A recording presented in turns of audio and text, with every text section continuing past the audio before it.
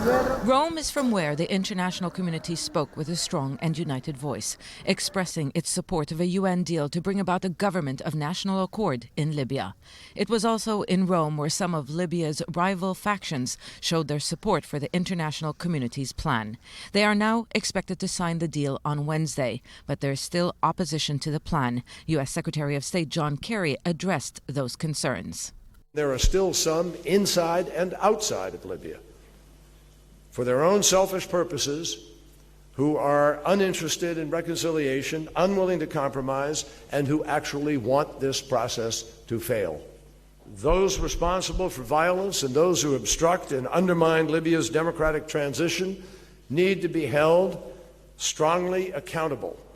Libya has two governments, the General National Congress in the west and the House of Representatives in the east. There are splits within the rival administrations over the UN deal, but the delegates who came to Rome represent powerful groups from both sides. Among them, a delegation from the city of Misrata.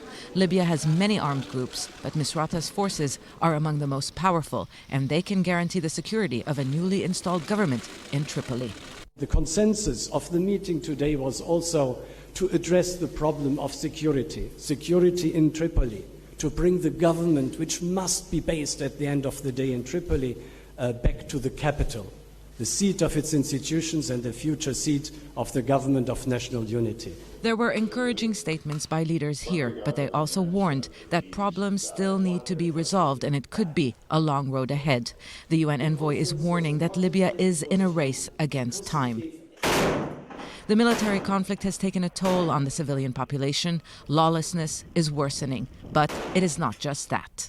World leaders gathered here amid mounting concerns that ISIL's growing strength in Libya will give it a gateway to Europe. That is why the international community is pressuring Libya's rivals to come together, to stop fighting each other and instead focus on defeating ISIL. Under the UN plan, the new government would be able to request international military assistance in the fight against the armed group.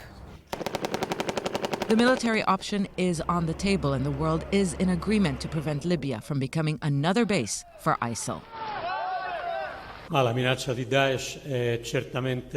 The threat that ISIL poses is significant. It's especially concentrated in the area around Sirte.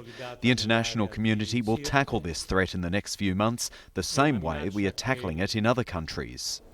For now, this is a victory. Libyans seem to be on the road to peace. In the words of the UN envoy, the train has left the station. But years of power struggles and divisions mean that the road ahead could still lead to a turn for the worse. Zana Khuder, Al Jazeera, Rome.